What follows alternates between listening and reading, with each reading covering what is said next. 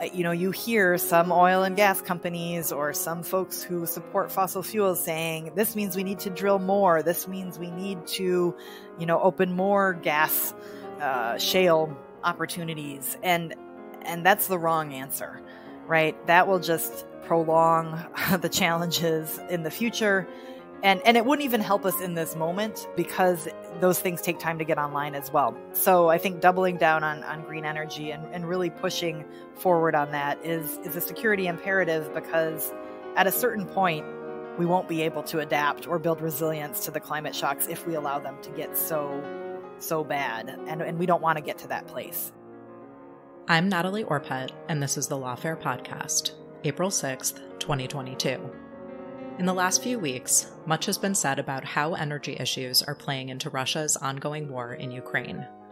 It's especially coming up in the context of sanctions regimes against Russia, whose economy relies so heavily on energy production. But the war has serious implications for energy security more broadly. I sat down with Erin Sikorsky, director of the Center for Climate and Security, to talk about how the events in Ukraine are both exposing and exacerbating threats to energy security, as well as to what's known as climate security. We discussed the effect of European dependence on Russian oil and gas, how ecological damage is causing both immediate crises and long-term threats, and why the conflict is causing food insecurity at a global scale. And we talked about what, if anything, can be done about it. It's the Lawfare Podcast, April 6th, How Russia's War in Ukraine Affects Energy and Climate Security. So Russia's invasion of Ukraine and the conflict that's still going on have obviously been at the center of attention of a lot of news coverage, a lot of analysis. And I want to talk about two components of that with you. One is pretty well covered and discussed, but there's a lot more to say, and that is energy security. And the second is one that I think is not as well discussed, which I also want to get to, and that is what you've termed climate security. So just to get started, let's talk about energy security. Like I said, I think that's a little bit more familiar to people. So there's been a lot of discussion about how European dependence on Russian oil and gas is influencing the global response to Russia's aggression, and in particular, whether it's affecting the ability of sanctions to work or Europeans' willingness to impose meaningful sanctions. Can you just talk us through that dynamic? So yeah, thanks, Natalie. In 2021, the European Union imported about 45% of its natural gas from Russia. And so as Europe has reacted to the crisis in Ukraine and pushed for sanctions on Russia, the question of energy has been a sticking point for many countries. There is clear desire and benefit to get away from Russian oil and gas, but the alternatives, I think, are a little bit challenging, particularly in the short term for Europe. And so while you've seen a renewed push for renewable energy, right, to build resilience in green energy technologies so that they're not beholden to Russia, it's not a switch you can just flip overnight. And so in the short term, the question is, okay, how do we keep Europeans warm next winter, right, and not have crazy fuel prices, but still be able to push against Russia? And that's where the challenge has come in. But I will say, I think the fact that Europe and the European Union in their plans thus far have pushed so heavily towards redoubling efforts to green energy and going faster than they planned previously has shown that this moment has really been clarifying, frankly, that it's not just about doing what's right for the environment and preventing all of those risks associated with climate change, but it's also about not being beholden to folks like Putin for energy security in Europe. Yeah, and I do want to come back to exactly what Europe is doing on that scope, but I'm wondering also if you can talk a little bit more about why it is the case that you can't just flip a switch and, just find an alternative source for oil and gas as a way to implement these sanctions really effectively. Why is it more complicated than just finding a new supplier? Sure. I mean, some of it is the kind of gas that Russia can supply and how it gets to European countries. and other gas elsewhere in the world was already destined for other locations, right? So to bring that into Europe, you have to not only convince the producers to do it, but you have to find a way to get it in. If it's liquefied natural gas, LNG, you need the right terminals and the right infrastructure. And that infrastructure takes time to build. And frankly, Europe hasn't been building it. And I think rightly, frankly, because they are planning to move to clean energy and to transition. So it's not just, switching what's in the pipeline, but where the pipeline might be and how that energy comes in. And another challenge is, you don't want to trade bad for worse as well. And who is the supplier and what other foreign policy concerns might Europe or frankly the United States, as it has cut off Russian oil and gas, have with, say, going to Venezuela and asking them for oil in that case, not gas, right? There are other foreign policy challenges around democracy and rule of law at play there. And so there are trade-offs, I guess is what I'm saying. Yeah, that makes sense. And so to the extent that Europeans in particular have tried to cut back now presently on oil and gas, is that really having an impact on Europeans in a day-to-day sense? Well, I think what we've seen from European leaders is kind of a twofold plan. One is on conservation of energy, right? And the International Energy Association actually released a 10-point plan a few weeks ago that laid out a roadmap for how Europe could wean itself off Russian oil and gas. And it included things like turning down the thermostat 1 degree or lowering the speed limit in cities, letting folks work from home a few days a week. So that side is just about conserving the fuel that you do already have. And then it is looking for alternative suppliers. The U.S. has committed to providing as much gas as it possibly can to Europe to help them weather the moment. I think the key there is, though, that my concern is that you don't lock in then dependence on other gas supplies and invest in that infrastructure that I was talking about for the long term that then makes it even harder to move to green energy. But I think what I've seen from European leaders thus far is that, at least rhetorically and in their plans, they've really sped up their commitment to clean energy. Yeah, so let's talk about that a little bit. I know that the European Union has actually taken up the issue through specific proposal. And I think some of the measures you've talked about that are short term are being unrolled at present, but there's also the much bigger questions that require a lot of investment, like rebuilding the infrastructure, as you mentioned. So can you tell us what exactly is in that plan in particular, or sort of more generally, what is in the works or under discussion for increasing this commitment to transition quickly to clean energy as an alternative? Sure. I think I can speak generally to that. I think what's in the plans is further investment in electrification, right? There's investment in heat pumps, for example, which are a tool for households to heat and cool their homes with electricity and not rely on gas. There's discussions around expanding wind power. There's also some discussions around nuclear and what that role should be in clean energy mixes. So it's actually forcing, in some cases, some reconsideration, I think, of policies around nuclear power and how to explore there. And I mean, this is not to say that this is all easy either. There have been great debates. You see it in the UK right now, which I think tomorrow is about to unroll its new energy strategy. And there's been a lot of pushback against more offshore wind, for example, there. So it isn't smooth sailing necessarily for every country as they look to move to clean energy.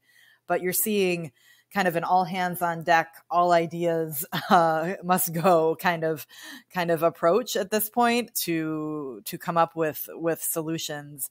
And what's heartening to me is you see things. I mean, and it isn't just in the energy sphere, it's across the security sphere in response to the Russian invasion is, you've got Germany investing in its military. They decided not to move forward with Nord Stream 2 in Germany. I mean, these things that would have, had you asked someone 6 months ago, would Germany be doing that? The answer would have been no, right? But in this moment, in some ways, anything is possible, particularly as the pressure builds to do more against Putin and stand up to him. And in that sense, how much are we seeing in terms of countries individually making decisions and implementing policies as opposed to, or in addition to, more regional efforts or alliances working together to address some of these issues? Sure. I think one of the standout developments in this moment is the coordination and collaboration amongst European countries, but also amongst NATO countries with the US and Canada as well, and really all singing from the same sheet of music. Certainly some countries, I think when it comes to the energy piece, are in a position to move forward perhaps a bit more quickly than others. And I mentioned Germany before. I mean, I think they are one of the countries that is perhaps most challenged by the idea of moving away from Russian oil and gas. So there's variation there amongst different European countries, but I think the overall goals and commitments, they're fairly unified on. The path to how we get there may differ a bit, but from what I can see, there's good collaboration. And do you think that that's having an impact in the sense of helping to make the case for these countries and in their collaboration with each other on other issues, more traditional security issues, that they should be thinking about energy security as a core national security and mutual defense issue?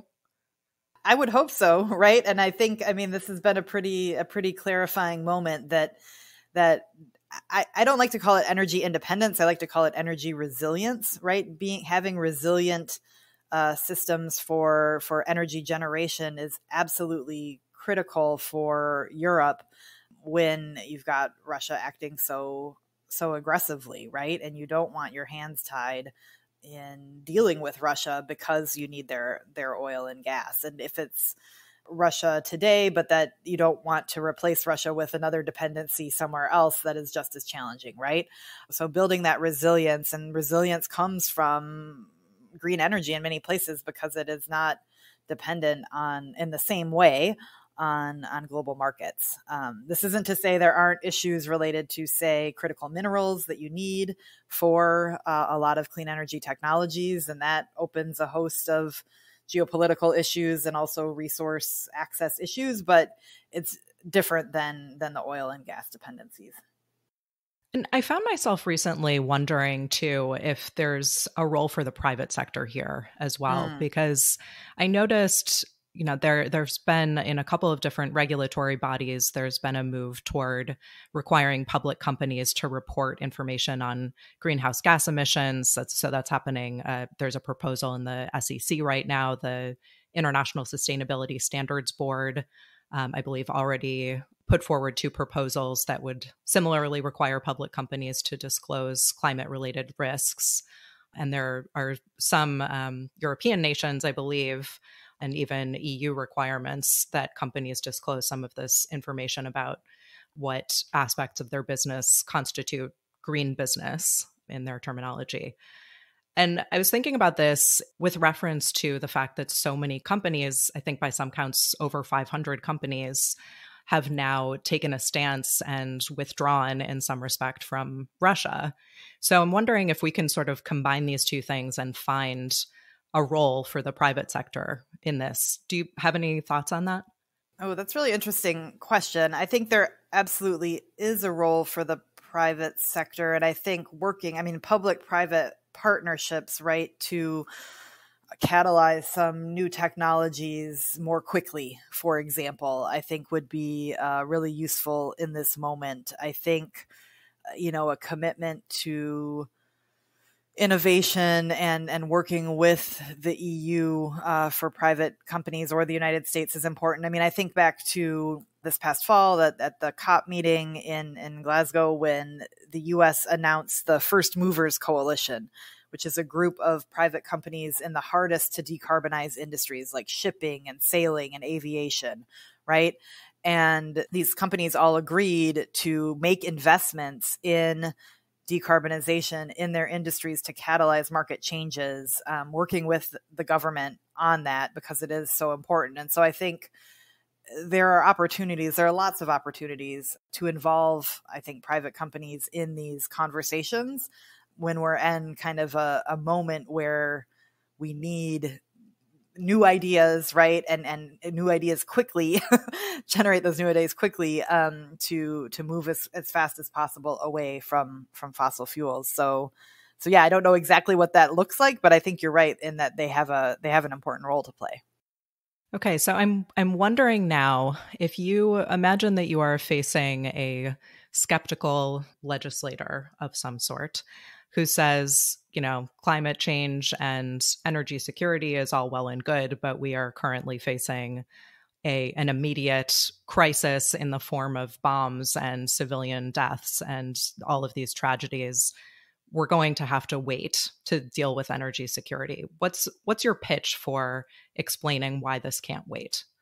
Sure. I mean, the most obvious pitch, I think, is that it's oil and gas that is funding those bombs that Putin is dropping, right? I mean, his country gets its money from fossil fuels, and if we pull that rug out from under him, that puts a lot more pressure on him. I also think that you can't separate some of the ecological security risks and damage to Ukraine and the risks there around attacks on their nuclear power facilities, for example, that run the risks of grave ecological harms that are part of the story. I think also, I mean, the United States has to be able to walk and chew gum at the same time, right? And we're dealing with the risks in Ukraine right now, but we also just spent the past year where the Defense Department laid out all of the reasons why climate change poses security risks in the future, and none of those risks have gone away, right? So you get a 2-for-1, in my opinion, by moving away more quickly from oil and gas. Not only do you put pressure on petro dictators like Putin, but you also then get the benefits of minimizing climate security risks in the future. So they're not separate, and it's not either or, right? You can do both, and there are benefits, co-benefits. Yeah, so you just mentioned there the next topic I wanted to dive into, which, as I mentioned, I think is not being covered as much as the energy security issue. And that is, I think you've used the term climate security. So just to start us off, can you give a definition of what that means? Sure, I'd be happy to do that. And actually, I will turn to Congress, who did it for me in the National Defense Authorization Act for the fiscal year 2020. They actually included a definition of climate security, and what they included was the effects of climate change on the national security of the U.S., including national security infrastructure. So think U.S. military bases and installations. The effects of climate change on subnational, national, and regional political stability. So how climate change is shaping risks of conflict in fragile areas of the world where the U.S. has interests, say the Middle East, say Central America, say Southeast Asia. It also means the effects of climate change on the security of allies and partners of the United States. So if we, as the new national defense strategy is going to say, at least from the unclassified fact sheet they have released, if allies and partners are one of America's great strengths, right, and one of our key comparative advantages when competing with China, if those allies and partners face insecurity due to climate, right, if climate change, extreme storms, droughts, desertification is affecting their ability to operate as countries, if it's affecting their own security, then they can't partner with us in our competition with others.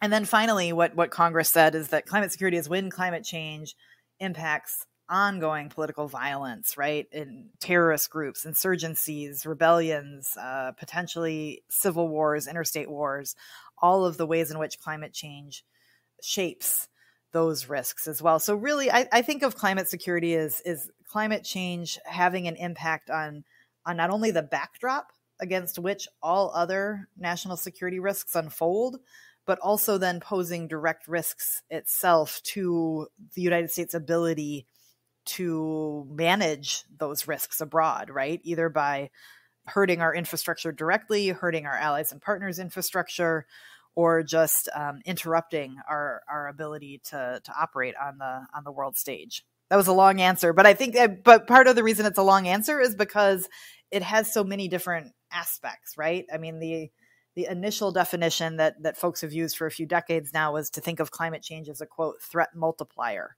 right? That it exacerbates existing threats by straining food or water resources, for example. But I think it's broader than that now. And I think there's a recognition that it's not only a threat multiplier, but it's also just this factor in the landscape that's creating new threats as well. Yeah, and I think that complexity of the answer is really important because I think it's not as familiar to people. And there's too often a sense that climate change and climate security is something that is forward-looking. And I think as a result, people are more comfortable sort of putting it on the back burner when it feels like there's a more pressing issue. And, we're seeing horrible images of war, and Right. we have other major national security crises. It feels like this can be put on the back burner. But I think that reconceptualization of it is really important to both understand how it is in the backdrop, as you said, and how it's a multiplier, as you said, but also how it's creating really imminent and immediate consequences. So I wanted to ask you about those. I know you've written a bit about the ecological security, which you mentioned earlier as well, component of this. So what are we seeing in Ukraine as a result of Russia's war there that is affecting Ukrainian ecological security? Sure. It's a good question. And I mentioned one of the main concerns earlier, which is the potential impacts on nuclear facilities in Ukraine, right? And you saw a few weeks ago at a nuclear power plant where there was a firefight between Russian troops and the Ukrainians defending it, and a fire broke out at the plant, which was contained, thankfully, and away from some of the more critical infrastructure. But it underscored the fact that there are these facilities in Ukraine and that they're being put at risk by conflict and a invading country that doesn't appear too concerned about paying attention to those risks. And of course, I mean, war just generally creates ecological security risks by unleashing pollutants into the air, ground, and water, and can damage sanitation systems, contaminate water supplies, release harmful toxins from old buildings. I mean, there's just many ways in which the biosphere in Ukraine, the ecological environment within Ukraine is being damaged by the ongoing conflict, which has then long-term effects on the country's ability to recover, both economically and sociopolitically. So there are multiple concerns there, but I would say the one that frankly keeps me up at night is around the nuclear facilities. Yeah, and just to drill down that even more, I mean, I think the fact is that there are the really horrifying, but admittedly likely more long-term issues like what's happening to nuclear facilities and what that will mean for radiation over time. But there's also, as you said, the pollutants that are infecting water and making it so that there are places in Ukraine where people do not have access to clean drinking water, which is an immediate emergency in the same way that weapons are. And I think that that's an aspect of ecological security that is not understood as well, that there are things happening right this very minute to the ecology of the country that are creating security risks. I think you're exactly right in terms of just the immediacy of the threat and the challenges it poses. And are there any impacts to all of this for Russia's climate security? Sure. So, it's really interesting. Back in January, President Biden was giving a press conference on the potential for a Russian invasion. And it was almost a throwaway line, but he noted that one of the challenges that Vladimir Putin was facing was, quote, a burning tundra that will not freeze again naturally. And the president referred to this kind of saying, you got to pay attention to the problems in your own backyard. Why aren't you dealing with those? And it's important, I think, to remember that Russia itself has real climate security vulnerabilities. Temperatures in Russia are increasing faster than the average speeds of global warming, and permafrost melt in the northern part of the country is hugely damaging for Russia itself, because it messes with the foundations of structures. It messes with energy infrastructure up there. It's led to these fires that President Biden recognized. And though often the melting of the Arctic, another key issue for Russia, is sometimes seen or framed as a benefit for Russia, something that Russia is trying to take advantage of because then they can control access to resources in the Arctic or control shipping and commercial lanes there. It also poses a real threat to Russia because it removes a natural defense, right? When you have miles of frozen ice on your northern border, that's a real easy border to defend. But when that ice melts, it allows the potential for other ships to get closer from other countries. And Russia has been militarizing that border then in response to what their perception is of a threat. So Russia itself, like I said, has these climate security vulnerabilities and real impacts on the population and on the resources available to the country. And do you think those pre-existing Russian vulnerabilities are being exacerbated by what's happening in Ukraine, or might they have even been part of the cause of the war in the first place? It's a good question, and I don't really know the answer to the latter part of that. I mean, it's hard to know. I certainly think it's the war in Ukraine and now the subsequent sanctions on Russia are certainly a drain on the country's resources and capacity that it has to manage these other risks, right? It's a trade-off for them. I also think one of the damaging things we've seen due to the conflict is that it's interrupted scientific cooperation around the Arctic and the work of the Arctic Council, as the other members of the Arctic Council have rightly said they will not participate as long as Russia is behaving in this way. Russia actually is the chair of the Arctic Council right now and was supposed to hold a meeting in Moscow this year of the council.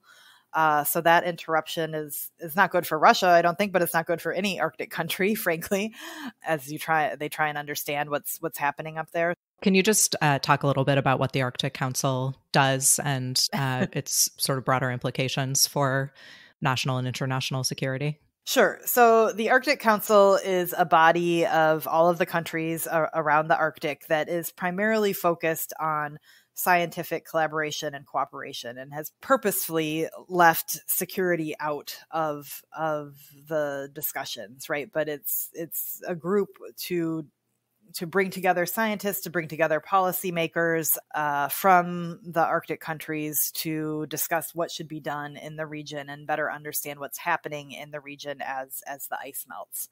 And it has traditionally been able to stay out of geopolitics. And even after the 2014 invasion by Russia of Crimea, the Arctic Council was able to continue its work. But now, and I said, like, rightly so, the work has been interrupted. I mean, and obviously the work that they do, even if what they are doing is separate from security and unrelated to geopolitics, obviously the information that they're able to produce feeds into the policymaking process in the countries that do have to think about things from a security perspective. So that does strike me as a really important, maybe understood to be tertiary effect, but an important one nonetheless. Yeah. Okay, I think another piece of climate security, as it's termed, that is getting more attention of late, but I think really deserves some delving into, is related to food security. Mm-hmm. So I think it was lesser known, at least in the United States, that Russia and Ukraine are both enormous suppliers of wheat and corn and barley, and that Russia is a huge supplier of fertilizers, which impacts crops all around the world. But I think it's worth getting into what this conflict is doing in terms of its full ripple effects. So we know that there's wheat and corn and barley and other crops that are usually being exported from those countries that are currently not being exported. but it's broader than that. So can you talk a little bit about how all of this is having an effect on food security? Food security globally was already in a challenging spot prior to this invasion, right? Because of climate change, because of COVID, because of conflict, the three C's, right? Food security had gone down significantly in many parts of the globe in recent years. In sub-Saharan Africa and parts of the Middle East, it's been a real concern. When you add then the shock of the loss of grain from Ukraine and from Russia and fertilizer, as you mentioned, it's shocking an already weak and fragile system, if you will, right? That can't absorb that shock, that is already kind of on life support, and this shock will just make that much worse. I mean, you look at countries like Egypt that has gotten the vast majority of its wheat for government subsidized bread from Ukraine and Russia, or Lebanon, which has still reeling from the port explosion in 2020 that took out some of its grain silos. They traditionally import approximately 50 to 60% of their wheat from Ukraine, right? And so it's a shock that is not able to be well managed, I think. And you hear folks at the UN and elsewhere really raising the alarm. Again, it's not any of these issues alone, but it's all of them together and how they compound one another that makes it worse. East Africa is another place now where we're looking at the potential for severe famine and risks of food insecurity, and not directly because of the Ukraine-Russia crisis, but that doesn't make it, it makes it worse, right? And it just reduces the amount of food in the system for these countries to rely on. It also, I know there's been some concern, and I will admit this is a bit out of my area of expertise, but there's been concern that the heavy focus now on supporting Ukrainian refugees and making sure they have food, which is absolutely critical, but then distracts from other places where there are huge humanitarian crises as well. So it's a real challenge. And to talk about specifically the impact on food, just in terms of how it comes from the ground and into our mouths. I mean, there's, as we talked about, the immediate products that Russia and Ukraine both supply. But I think it's interesting to sort of talk about it in the more of a cycle sense. So, right now, obviously farmers in Ukraine in particular, but also in Russia to some extent, are not able to plant the crops. So the ones that are, the yields that already exists is not being exported, but the next round is not going to be grown. And then likewise, fertilizers are not being exported, which means that crops that are being grown everywhere that receives Russian fertilizer are not going to do as well in the future, which means that, prices of those crops are going to be higher. And the fact that there are weaker yields and less yields of those crops also means that meat prices will be higher because those animals have less to eat. So we're looking at this lasting for a long time and likely impacting not only the people who are already in situations of food insecurity, but affecting the whole global market and obviously creating even more inequities in that respect. What more should we be thinking about in that realm? Yeah, no, you're exactly right about the kind of cascading nature of the risk, right? And it's not just a one-time shock, but it has knock-on effects that will unfold over potentially multiple years. Another one I might add in there, just to make the picture even a bit bleaker, but research has shown that in countries and areas where individuals, especially young men, lose their livelihoods, right? Lose their opportunities to make a living or have some kind of economic sustenance for their families. When approached then by, say, extremist groups in those areas, the cost benefit analysis of joining a group like that has changed because you don't have an alternative. So if you're looking at a place like Somalia, for example, which is going through a food security crisis again, or Kenya or Ethiopia now with the challenges there, that this has effects for security risks due to extremists and terrorism as well. And it's not a direct line, but it is a secondary and or second and third order effect that can happen when the agriculture piece is disrupted, and another thing to be concerned about. And is there anything we can do to try to improve that picture?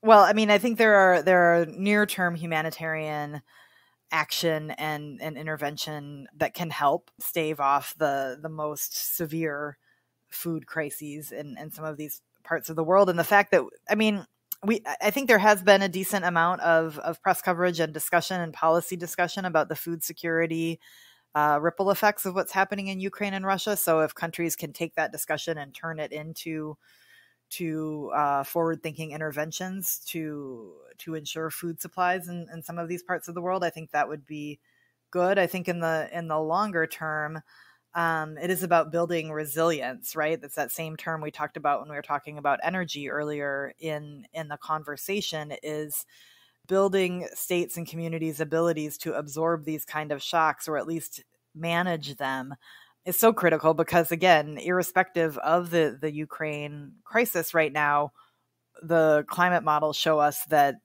food security is going to be an increasing challenge, even if you took conflict out of the picture, right? And so getting ahead of that, investing in new forms of agriculture at the very local level, of new seeds that are more drought resistant, right? Building local resilience. I mean, there are lots of people working on these. There are lots of options for this. The challenge is none of it can happen quickly or overnight. So those are more long-term solutions, but investing in those long-term solutions now gives you more flexibility than in the future to be able to absorb such shocks. But in the near term, I think what you really need is coordinated humanitarian assistance and prioritization, and making sure that in the heat of what's happening in Ukraine and with the refugee crisis there, that we don't forget about these other parts of the world that are going to face food shocks as well. Yeah, I think that's such a great point. And I'm actually curious your thoughts, sort of stepping back to think more broadly about both climate security and energy security. What are the sort of shorter term, low-hanging fruit items that you would say can and should be prioritized right now, whether it's for things that will have an immediate impact, or things that, or I guess as two separate categories, things that will have an immediate impact, even if it's not sufficient, and as a second category, the things that require investment to set a stage for better security in the medium to long term. Yeah, it's a good question. I think a couple things in the near term, and I have to give the Biden administration credit. Since day one, they have put climate change front and center in their foreign policy, and every speech that's given by a senior official, every international engagement, climate change is part of the conversation, and it's on the agenda, which I think is an important first step to make this a reality. I think now we're in a moment, though, where you have to follow those words up with actions. And one thing that can happen, I think, in the near term is for the United States to fully fund commitments to climate adaptation and climate finance for these countries that are being hardest hit by climate hazards, even though they're the ones that emitted the least amount of greenhouse gas emissions. And I think we do that not because, it's the right thing to do, although that would be a perfectly good reason, but we do that because it's in our U.S. national security interests to make sure countries are prepared for the things that we're talking about, that they can adapt, that they can invest. I mean, there's the president's new budget request, I think, has upwards of $11 billion in it requested for climate finance, to the Green Climate Fund at the UN, to what's called the Prepare Initiative, which was announced last year at the COP by the Biden administration, which is USAID and State Department investing in climate resilience abroad. I think those adaptation measures are so critical because there are climate risks, as you said at the beginning, that are already here, that are already happening, and that even if all emissions were cut tomorrow, we would still be experiencing given the amount of carbon that's in the atmosphere. So we have to help countries tackle those to prevent, conflict and fragility risks that the international community can't manage. And then I think in the longer term, it is about the mitigation or cutting emissions piece so that we prevent the absolutely most devastating outcomes. The UN's Intergovernmental Panel on Climate Change today just released the third of its 3 working group reports for its latest overall assessment of kind of where we're at on climate change. And this third report was all about how do we keep temperatures at 1.5 degrees or below of warming from pre-industrial times. And the conclusion of that report is we don't have any time to waste. We have to do it right now. And we have to, again, going back to the beginning of our conversation, use all of the tools in our toolbox to get there. And so really investing in all sorts of new technologies, deploying those technologies, moving ever more quickly away from fossil fuels. And I think making sure that in this moment with the Ukraine crisis, you hear some oil and gas companies or some folks who support fossil fuels saying, this means we need to drill more. This means we need to, open more gas shale opportunities. And that's the wrong answer, right? That will just prolong the challenges in the future. And it wouldn't even help us in this moment because those things take time to get online as well. So I think doubling down on green energy and really pushing forward on that is a security imperative, because at a certain point, we won't be able to adapt or build resilience to the climate shocks if we allow them to get so bad. And we don't want to get to that place. So we have to be able to do both. We have to do the adaptation in the short term, and then we have to do the mitigation and emissions cutting in the long term to keep, frankly, America and Americans safe. Yeah. So, obviously not that we would have any desire to have this tragedy be in place, but it does sound like the Russian war in Ukraine may be acting as a sort of catalyst to focus attention on the severity of the problem, on the pre-existing problems, but also the possibility of things worsening. And I wonder if you think that the coordination and collaboration that we've seen from many countries, not only NATO countries who are willing to stand up to Russia to some extent, and the work that is being done by even the private sector, as I mentioned, whether that bodes well for the possibility of collaboration and cooperation on climate change issues more generally.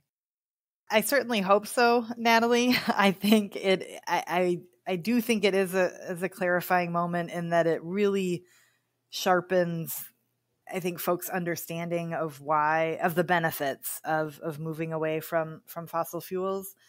But I think there are still challenges. I think it's hard, but we can do hard things, right? And we've done hard things in the past. So when I wake up on optimistic days, then yes, I think it is a good moment and it will move things further.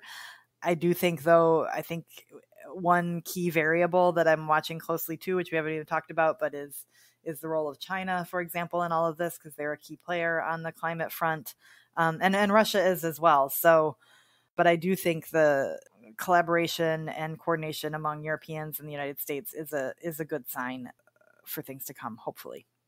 Yeah, and actually, if you could talk briefly about China's role in all of this, I think that would be really interesting to hear as well. Sure. And I mean, I don't, again, we're straying a bit from my area of expertise, but China has not obviously come out and forcefully condemned what Russia has done. And in fact, perhaps could be seen to be supporting it. And I think that in tackling climate issues, because of their role as an emitter, you need China to take action as well. I personally am of the camp that China will take action on climate because it's in its own security interest to do so, and its own national interest to do so, and has less to do with what the U.S. or others do or don't do in relation to that. But you still need some level of collaboration and cooperation on the international stage, and China isn't helping that by jumping in on Russia's side in this conflict. I think that gives us a lot to think about in terms of how the war in Ukraine is at least drawing attention to and clarifying and hopefully helping people better prioritize the need to address a lot of these issues. So thank you for talking us through all of that. Yeah, thank you for having me. The Lawfare podcast is produced in cooperation with the Brookings Institution. You can get an ad-free version of this podcast by becoming a Lawfare material supporter at patreon.com/lawfare. You'll also get access to special events and other content available only to our supporters, including our upcoming event about the criminal prosecution stemming from the January 6th Capitol attack, this Friday at noon. Check out our Patreon page for details. While you're there, look for ad-free versions of our other podcasts, including Rational Security and Chatter.